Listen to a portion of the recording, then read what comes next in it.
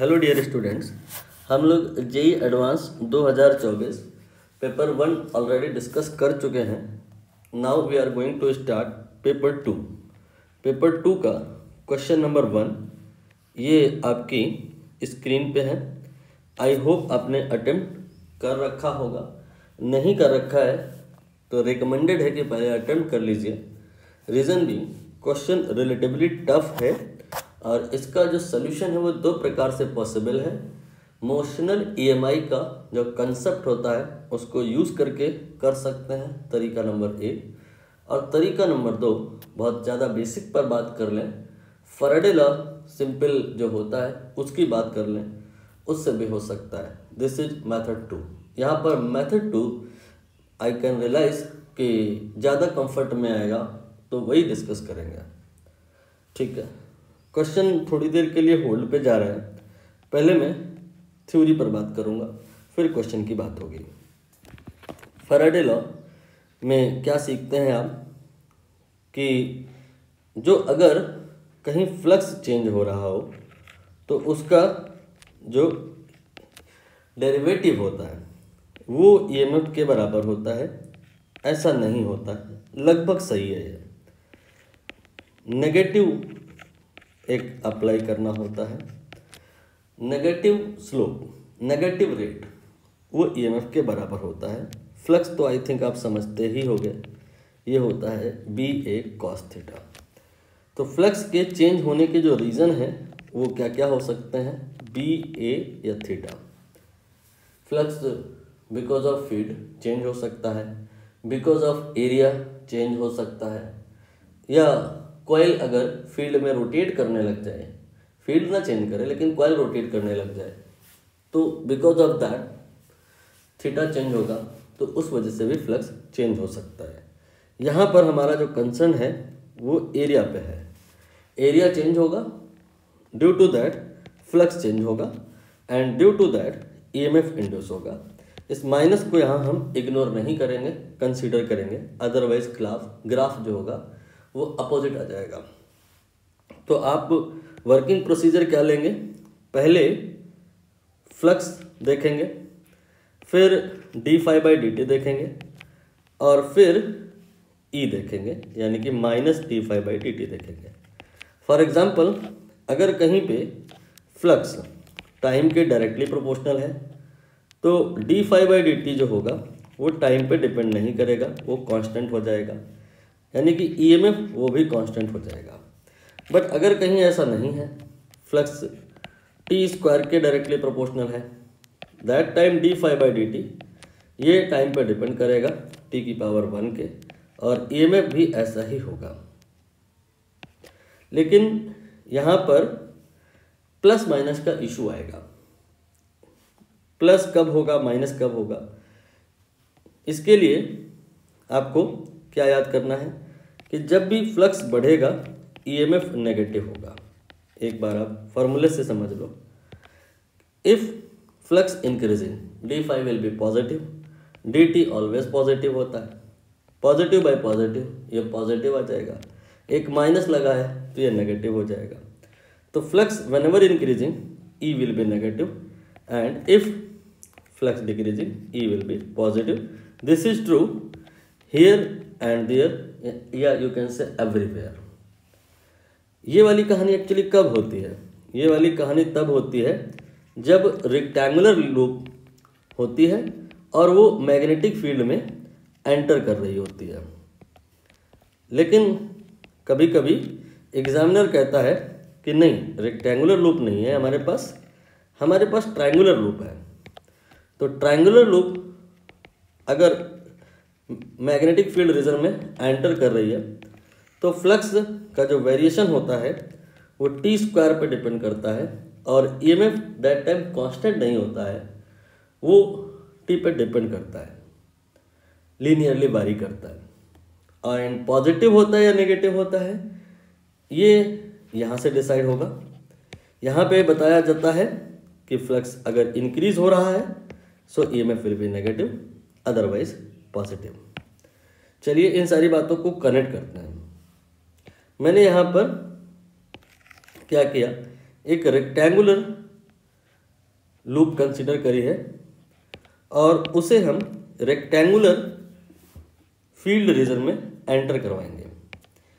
ये आपका फील्ड हो गया यहाँ पे, और लूप अभी तो देख रहे हो आप पूरी तरह से बाहर है, लेकिन बाहर रहेगी नहीं क्योंकि लूप में कुछ वेलोसिटी दी जा रही है, जिसकी वजह से ये जो लूप है ये फील्ड रीजन में एंटर करेगी।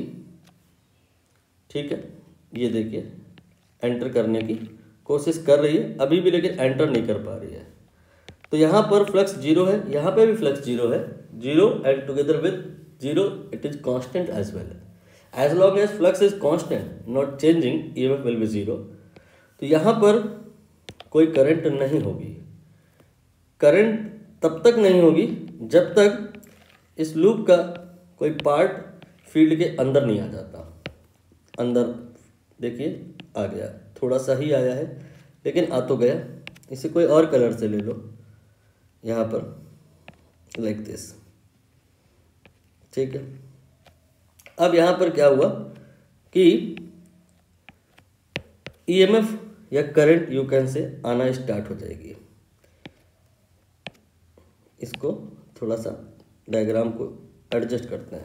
ठीक है, यहाँ पे भी ऐसे ही कर लो।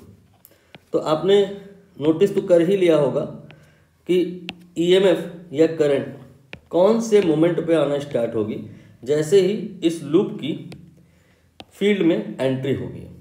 और ये भी आपको बहुत आसानी से समझ में आ रहा होगा कि भाई शुरुआत में तो फ्लक्स इंक्रीज ही करेगा, जब एंटर करेगी तब तो फ्लक्स इंक्रीज ही करेगा।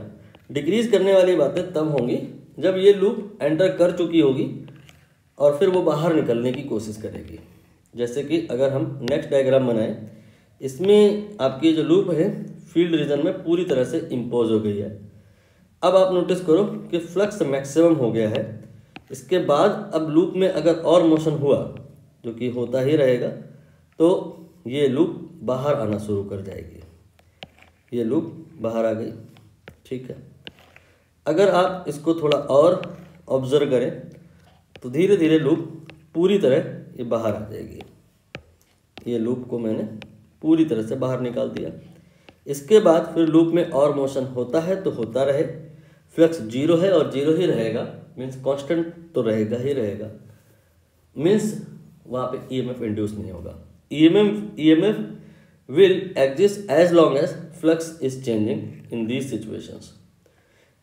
यहाँ पर फ्लक्स इंक्रीजिंग है, सो जो ईएमएफ होगा वो पॉजिटिव होगा। और यहाँ पर बात करें जब ये बाहर आ रही है तो ईएमएफ नेगेटिव होगा। मैंने शायद उल्टा लिख दिया है। जब फ्लक्स बढ़ रहा है दैट टाइम ईएमएफ नेगेटिव होगा, एंड जब फ्लक्स घट रहा है तो ईएमएफ पॉजिटिव होगा। एक बात ये समझ में आ गई। दूसरी बात ये कि ये जो लूप है वो रेक्टेंगुलर है, सो ईएमएफ टाइम पे डिपेंड नहीं करेगा। आप अगर इसको डिराइव करना चाहो तो कर सकते हो, नॉट अ बिग डील। यहाँ पर एरिया निकालिए उस पार्ट का जो फील्ड रीजन के अंदर है। यू विल फाउंड कि that area directly proportional to t, and इसी में आप अगर b से मल्टीप्लाई कर दें तो जो फ्लक्स है directly proportional to t, so time derivative of that will not depend on t. But if you will do same for triangular loop, flux phi directly proportional to t square आएगा। so वहाँ पे जो e होगा वो time पे depend करेगा। Time पे जो मैं डिपेंडेंसी बता रहा हूँ ये इस क्वेश्चन के लिए तो इम्पोर्टेंट नहीं है, लेकिन ओवरऑल बहुत इंपॉर्टेंट है। अब जैसे यहाँ पर ग्राफ की बात करें, think what will be that. यहाँ पर हमने y एक्सेस में ईएमएफ लिया और x एक्सेस में टाइम ले लिया। शुरुआत में जब तक लूप फील्ड के बाहर है और मोशन कर रही है तो करने दीजिए, कोई वहाँ पे ईएमएफ नहीं आएगा। ईएमएफ तो तब आएगा जब लूप फील्ड में एंटर करेगी, फ्लक्स बढ़ेगा तो ईएमएफ आएगा और वो नेगेटिव होगा। यू कैन से अब जो ईएमएफ आएगा वो नेगेटिव होगा, तो नेगेटिव होगा तो नेगेटिव तो ये भी है और नेगेटिव तो ये भी है और नेगेटिव तो ये भी है। लेकिन यहाँ पे कौन सा लिया जाएगा ग्राफ, ये वाला या ये वाला या ये वाला? ये वाला हम लेंगे यहाँ पे, क्योंकि रेक्टेंगुलर लूप है ये, टाइम पे ईएमएफ डिपेंड नहीं करेगा। और हम यहाँ पर ग्राफ को अबव द एक्सिस ये भी कंसीडर नहीं कर सकते, क्योंकि मैं बोल चुका हूँ कि बिगिनिंग में फ्लक्स इंक्रीज करता है, दैट टाइम ईएमएफ नेगेटिव आता है। ऑल दिस पॉसिबिलिटीज जो संभव नहीं है मैं उन्हें डिलीट कर रहा हूँ। ये हटा दो, ये हटा दो। अब इसके बाद में जब लूप पूरी तरह से एंटर हो गई है फील्ड में, उसके बाद और जो मोशन करेगी तो फ्लक्स डिक्रीज करेगा, ईएमएफ पॉजिटिव हो जाएगा। यहाँ पर एक बात और ध्यान रखना कि जहाँ पर फ्लक्स का पैटर्न चेंज होता है, इंक्रीज करते करते डिक्रीज करना शुरू करता है, या यू कैन से जहाँ पे फ्लक्स मैक्सिमम होता है वहाँ पे ईएमएफ का जो ग्राफ होता है वो डिसकंटिन्यू होता है। गणित के स्टूडेंट हैं, आप इस कहानी को थोड़ा हाथ पैर चलाओगे तो आसानी से समझ पाओगे।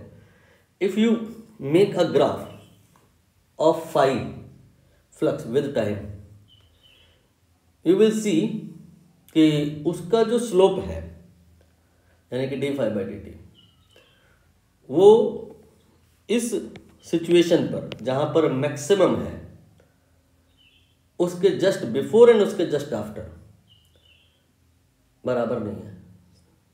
ऐसे ही दिख भी रहा होगा दूर से कि एक जगह प्लस है एक जगह माइनस है, तो यहाँ पर स्लोप की वैल्यू या d∅dt की वैल्यू या ईएमएफ की वैल्यू मैग्नीट्यूड वाइज तो बराबर हो सकती है, बट ईएमएफ में साइन है, due to that just before negative होगा एंड जस्ट आफ्टर पॉजिटिव होगा, ग्राफ विल बी डिसकंटिन्यू। आपने लिमिट कंटिन्यूटी वगैरह सब पढ़ा होगा, वहीं से मैं थोड़ी थोड़ी बातें ले रहा हूँ। बाकी इसको अगर गुड फील वाला वर्डिंग देना है तो ऐसे बोल दो कि फ्लक्स के ग्राफ में एक शार्प कॉर्नर आता है, due to that left hand derivative and right hand derivative equal नहीं होते हैं, इसीलिए ग्राफ जो होता है वो डिसकंटिन्यू होता है। जिस भी भाषा में आपको समझ में आया हो आप काम चलाइए, नहीं तो फिर आप याद करिए कि जहाँ पे फ्लक्स मैक्सिमम होता है वहाँ पे ई का ग्राफ डिसकंटिन्यू होता है। ये आपने बनाया आगे का ग्राफ। आगे का ग्राफ आपने ऐसा क्यों नहीं बनाया, आपने ऐसा क्यों नहीं बनाया? सारे ही पॉजिटिव है। मैंने कहा था कि जब भी फ्लक्स डिक्रीज करेगा, जब लूप बाहर निकल रही होगी फील्ड से, like here, that time flux decrease कर रहा होगा, दैट टाइम ईएमएफ पॉजिटिव होगा। तो पॉजिटिव तो तीनों ही हैं, तो why you are not making these? यहाँ पर यही करेक्ट होगा। क्यों? क्योंकि लूप रेक्टेंगुलर है। रेक्टेंगुलर लूप में ई जो होता है वो टी पे डिपेंड नहीं करता। आगे फिर ग्राफ जीरो हो जाएगा क्योंकि लूप पूरी तरह से बाहर आ गई है। ये ग्राफ हो गया ई और टी का। मोस्टली टी बराबर जीरो लोग सेट करते हैं इस मोमेंट पे जहाँ से लूप ने एंट्री स्टार्ट करी है। तो इस ग्राफ की जो शक्ल होती है ये ऐसी हो जाती है। It just a initial phase, जहाँ से देखोगे वहाँ से ग्राफ आएगा। वाई एक्सिस का ट्रांसफॉर्मेशन हो जाता है अकॉर्डिंगली। अब हम इस क्वेश्चन की बात करेंगे जो कि बहुत मुश्किल क्वेश्चन है, लेकिन आप चाहेंगे तो खुद से कर सकते हैं। मैं क्वेश्चन एक्सप्लेन कर रहा हूँ, फिर पॉज करके अगर आप कोशिश करेंगे तो मुझे लग रहा हो जाएगा। यहाँ पर ये एक ट्रायंगुलर रीजन है और उसमें फील्ड है। ट्रायंगुलर रीजन होने की वजह से हम ये कह सकते हैं, या ट्रायंगुलर लूप है ये, उस वजह से हम ये कह सकते हैं कि जितने भी ई के ग्राफ होंगे वहाँ पे ई टी पे डिपेंड कर रहा होगा लीनियरली। कोई भी graph parallel to the x axis नहीं होगा। आप देख लो यहाँ पे कोई भी graph parallel to x axis नहीं है ना। इसके बाद एक और बात, शुरुआत में जब लूप एंट्री लेगी फ्लक्स बढ़ेगा, ईएमएफ नेगेटिव होगा। बाद में जब एग्जिट कर रही होगी फ्लक्स घट रहा होगा तो ई पॉजिटिव हो जाएगा। All the graph you can check out. Initially negative है, ये वाला पार्ट देख लीजिए। बिलो द एक्सेस है, below the x axis so negative, and later on ये वाला जो सेगमेंट है above the x axis so it is positive. सब में ऐसा ही है, इसमें नहीं है शायद, इसमें थ्रू आउट ये नेगेटिव ही रहा है, तो ये तो ऐसे ही डिलीट हो गया। ठीक है। अब आपके पास में जो ये 3 ग्राफ है, इनमें से कोई एक ढूंढना है। डायग्राम दोबारा बनाना पड़ेगा। आप चाहिए तो खुद से कर सकते हैं इसे पॉज करके। क्वेश्चन आई थिंक मैंने प्रॉपर एक्सप्लेन कर दिया है। ये एक ट्रायंगुलर रीजन है, इसकी जो लेंथ है L है, लेंथ क्या यू कैन से हाइट, और एक ट्रायंगुलर लूप है जो पहले पूरी तरह से बाहर है, उसकी हाइट उतनी ही है। आप ऐसे मानो कि यही वाला जो फिगर है इसको कॉपी करके पेस्ट किया है, दैट टाइम इन्वर्ट कर दिया है, और वो अब अंदर को आ रहा है। तो शुरुआत में फ्लक्स बढ़ेगा, E नेगेटिव होगा, एंड आफ्टर सम टाइम ये वाला पूरा का पूरा इसके ऊपर यू कैन से सेट हो जाएगा सिमेट्रिकली, और फिर वो बाहर निकलेगा। आपको अल्टीमेटली बस ये समझना है, वो वाली जगह ढूंढनी है जहाँ से फ्लक्स में वेरिएशन होगा, पैटर्न बदलेगा। मतलब आप कह रहे हो ना कि जब एंट्री होगी फ्लक्स बढ़ेगा, एग्जिट होगा फ्लक्स घटेगा, तो चीज़ें बढ़ करके घट रही हैं, तो कहीं तो मैक्सिमम हुआ होगा, वही तो पता लगाना है। अगर वो 3L/2 पे हो रहा होगा तो फिर ये वाला आंसर सी हो जाएगा। लेकिन अगर वो कहीं और हो रहा होगा लाइक 4L/3, तो फिर ये ऑप्शन सही हो जाएगा। ठीक है। एनीवे, यहाँ पर हमें देखना पड़ेगा कि फ्लक्स मैक्सिमम किस मोमेंट पे हो रहा है। फर्स्ट ऑफ ऑल हमें यहाँ पर ट्रायंगुलर रीजन बनाना होगा जहाँ पे फील्ड है। ये मैंने बना लिया, इस ट्रायंगुलर रीजन में फील्ड है। फील्ड मैंने अभी बनाई नहीं है, और ये वो कॉइल है, ये लूप है जो अभी तो पूरी तरह बाहर है, लेकिन इसकी एंट्री स्टार्ट हो गई है। ठीक, अब ये एंट्री जब करेगी तो धीरे धीरे फ्लक्स बढ़ेगा, और हमारा कंसर्न है वो जगह पता लगाना जहाँ पे फ्लक्स मैक्सिमम है। देखिए यहाँ पर ये वाला पार्ट जो है, ये ट्रायंगुलर लूप का विद इन फील्ड हो गया है। इतना एरिया कंसीडर किया जाएगा during the calculation of flux. अगर आप और थोड़ी देर को देखें तो ये हो जाएगा, एरिया थोड़ा सा और बढ़ गया है ना।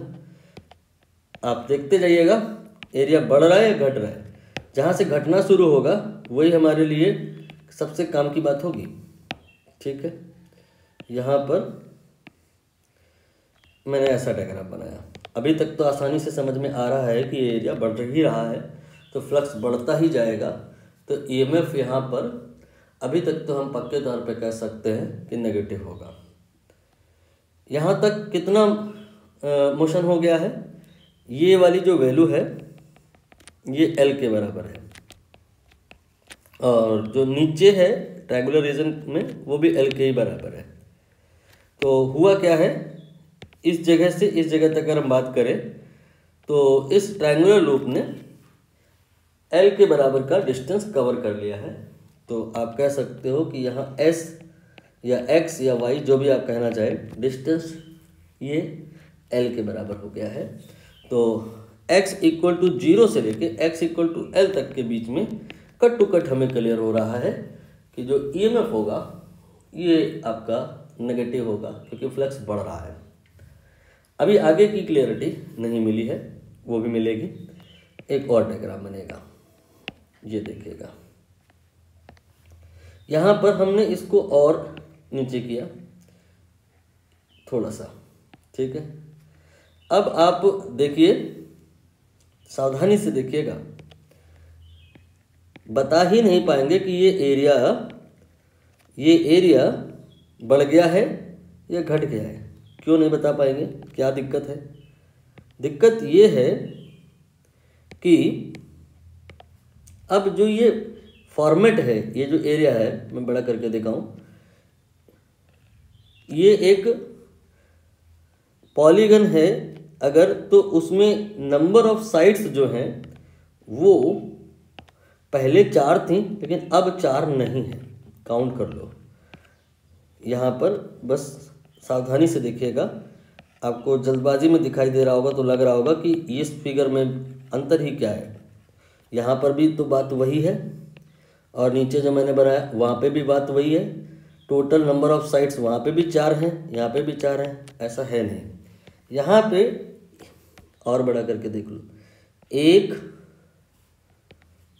फिर इसके बाद 2, फिर 3, 4, 5, 6, और जबकि यहाँ पर देखो अगर 1, 2, 3, 4, तो we are not in a situation to say without mathematics कि ये एरिया बढ़ गया है। हो सकता है बढ़ा हो सकता है घट गया हो, तो इसलिए हमें मैथमेटिकली निकालना पड़ेगा।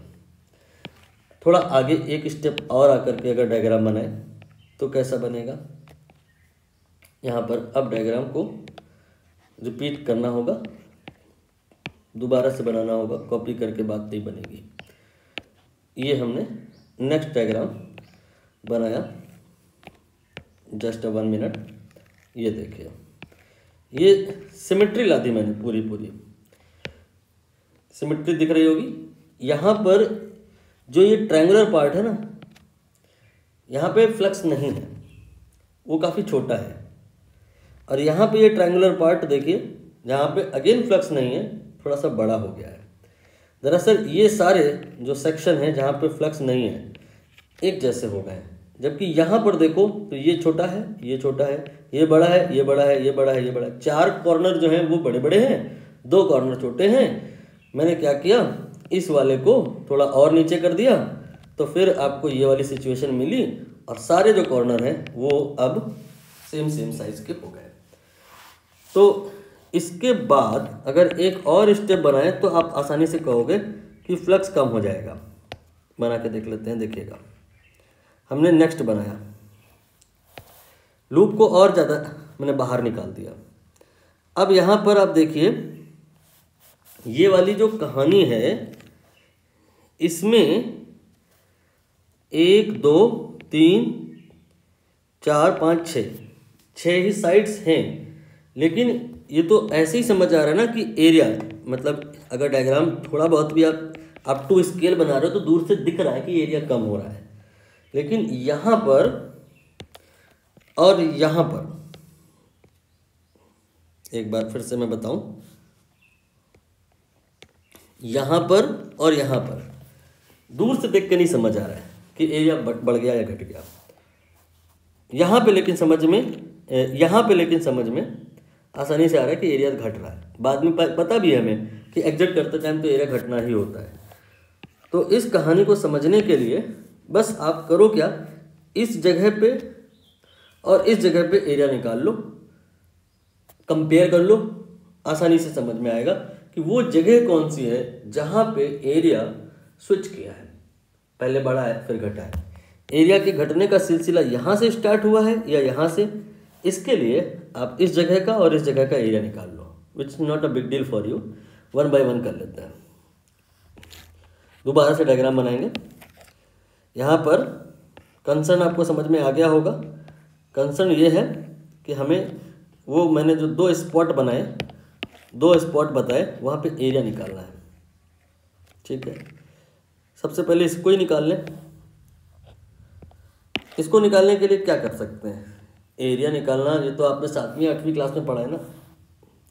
नहीं समझ में आया अगर कुछ तो कोई फॉर्मूला वगैरह मत लगाओ, सीधे जितने कॉर्नर दिख रहे हैं मिलाने शुरू करो, मतलब पूरी स्टोरी को ट्रायंगल में ब्रेक कर दो। ठीक है, यहाँ पर ऐसे कर दिया आपने। ठीक, अब आपको यहाँ पर निकालना है कि एरिया कितना होगा। तो ट्रायंगल कितने बने हैं, 1, 2, 3, 4, 5, 6। एक ट्रायंगल का एरिया निकाल के मल्टीप्लाई बाई 6 कर देना। जबकि अगर आपको यहाँ पे निकालना है तो वहाँ पे भी ऐसे ही करना है। ब्रेक कर देते हैं एक बार उस फिगर को भी। ये एक ट्रायंगल हो गया। इसके बाद में एक और ट्रायंगल बनेगा कुछ इस तरह से, लेकिन यहाँ पर रेफरेंस ले लो ऊपर से कैसा था। एक ट्रायंगल का जो वर्टेक्स है दूसरे के बेस पे है, तो एक ट्रायंगल का वर्टेक्स दूसरे के बेस पे बना दिया। यहाँ पर एरिया निकालने के लिए फिर से वही करेंगे काम, ट्रायंगल में ब्रेक कर देंगे स्टोरीज को। ऐसे भी कर सकते हैं, 4 ट्रायंगल आपको मिल जाएंगे, चाहे आप ना करो तो 2 ट्रायंगल मिल जाएंगे।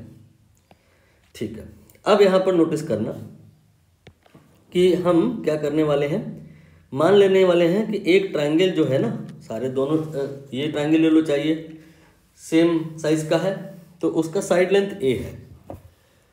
तो यहाँ पर ये जो पूरा है इसके 3 हिस्से हो गए हैं, तो ये हो गया आपका a/3। और अगर हम यही बात यहाँ पर डिस्कस करें तो इसके 2 पार्ट हुए हैं, तो ये हो गया a/2, ठीक है, और ये हो गया a/2। बाकी ट्रायंगल इक्विलेटरल है तो इसके सामने ये भी हो जाएगा a/2, ऐसे ये हो गया a/2, ऐसे ये हो गया a/2। और ट्रायंगल जो कि इक्विलेटरल है ये 60 डिग्री होगा, तो ये 60 होगा, ये 60 होगा, सारे इक्विलेटरल ट्रायंगल ही हैं, तो यहाँ पर ये भी हो गया a/2। इक्विलेटरल ट्रायंगल का एरिया सीधा फॉर्मूला होता है √3/4, साइड लेंथ जो भी है यहाँ a/2 है, square of that, and number of triangle here ये 2 है। जैसे यहाँ पे देख लो √3/4 साइड लेंथ, यहाँ पर ये a/3 है, इसका स्क्वायर किया, ये एक ट्रायंगल का सपोज इसका एरिया आ गया, multiply by how many, they are in 6, multiply by 6। अब कंपेयर करिए, तो ये हो गया आपका कैंसिल होने के बाद, 2 से मैं कैंसिल कर रहा हूँ, तो ये 3√3 a²/3 × 3। एक बार चेक कर लो, यहाँ पर मैंने 2 से कैंसिल किया था तो ये 2 हो गया और ये 3 हो गया, तो 3√3 फिर a² डिवाइडेड बाई 3 का स्क्वायर, यू कैन से 3 × 3, तो ये आ गया a²/√3। ठीक है, अब हम यहाँ पे निकालेंगे एरिया, यहाँ पे देखते हैं कितना आता है, √3/4 देन a²/2 × 2 × 2। ठीक है, यहाँ पर ये कैंसिल हो जाएगा, ये आ गया √3 a²/8। अब हमें कंपेयर करना है, ये ज़्यादा है या ये, एक काम करो √3 से मल्टीप्लाई कर दो, तो ये हो गया यहाँ पे 3। न्यूमरेटर दोनों जगह सेम है और ये 3 है जो कि कम है, तो ये एरिया प्रूफ हो गया कि ज़्यादा है। इससे हमें ये समझ में आया कि यहाँ से ले करके यहाँ तक एरिया बढ़ता रहा है और फिर इसके बाद एरिया घटना शुरू हुआ, तो यहाँ से ले करके यहाँ तक ईएमएफ नेगेटिव होगा, इसके बाद पॉजिटिव हो जाएगा। अब आप बस ये देख लो कि आपकी लूप जो ये वाली है, इस जगह से इस जगह तक पहुँचने के लिए कितना डिस्टेंस कवर करेगी। लूप की बेस को देख लो, ये बेस यहाँ से अगर यहाँ तक आता है तो L के बराबर करेगा। फॉर एग्जांपल यहाँ से यहाँ तक की बात करें तो इसने यहाँ पर ये वाली डिस्टेंस L के बराबर कवर करी है, लेकिन अगर हम इस वाली कहानी तक अप्रोच करें तो यहाँ से यहाँ से यहाँ से ये L और ये निकालना पड़ेगा और फिर हम इसको जोड़ देंगे। ठीक है, तो अब यहाँ पर हमें अल्टीमेटली निकालना है वैल्यू ऑफ दिस। ये कैसे निकलेगा, L दिया है आपको, L क्या है, यहाँ से यहाँ तक की वैल्यू। ठीक है, यहाँ से लेकर के यहाँ तक की वैल्यू ये L के बराबर है, और चाहे तो आप इधर से भी बना सकते हो लाइक दिस, ये L के बराबर है। हमारा जो कंसर्न है वो है कि इसको निकाला जाए। सोचिए कैसे निकलेगा, कहानी सिमेट्रिक है, आप इसको ऐसे ज्वाइन कर दीजिए और आप इसको ऐसे ज्वाइन कर दीजिए, चाहे जितना मन करे उतना ज्वाइन कर दो। ठीक, तो आप नोटिस करोगे कि दरअसल ये वाला जो L है इसके हुए हैं टोटल 3 सेगमेंट, 1, 2 एंड 3। तो ये L के 3 सेगमेंट हुए तो दैट विल बी L/3। जब आपकी लूप बिगिनिंग में ऐसे थी इस तरह से, तो यहाँ से लेकर के ये यहाँ तक आने में कितना चली थी, L के बराबर। फिर ये यहाँ तक आने में कितना चली, L/3 और, तो टोटल हो गया 4L/3। मतलब अल्टीमेट कहानी ये है कि फ्लक्स यहाँ पे इंक्रीज करेगा, x बराबर 0 से लेकर के x बराबर L तक नहीं। कुछ लोगों में ये दिमाग में जल्दीबाजी में आएगा ना कि ये जो हाइट है L है पूरी जब एंटर कर जाएगी तो फिर फ्लक्स मैक्सिमम हो जाएगा और इसके बाद फिर वो फ्लक्स घटेगा। ये गलत है। कुछ लोगों के मन में ये ख्याल आ सकता है कि नहीं ये गलत है, तो फिर ये पूरी कॉइल एंटर करेगी फील्ड में एंड उसका आधा और एंटर करेगा तब फ्लक्स मैक्सिमम होगा। ये भी गलत है। प्रॉपर हमने जब एनालिसिस करी तो पता चल गया कि ये L प्लस L/3 मतलब 4L/3 that will be the value of x, जहाँ पे फ्लक्स मैक्सिमम होगा उसके बाद फिर फ्लक्स डिक्रीज करेगा। तो up to 4L/3 EMF will be negative. ये कहाँ है बस इतना देख लो। यहाँ पे 3L/2 पे फ्लक्स जो है बिलो द एक्सेस है, बिलो द x एक्सेस, यानी कि नेगेटिव। ये तो सही नहीं है। यहाँ पे इन्होंने जो फ्लक्स है L तक नेगेटिव रखा है, ये भी गलत है।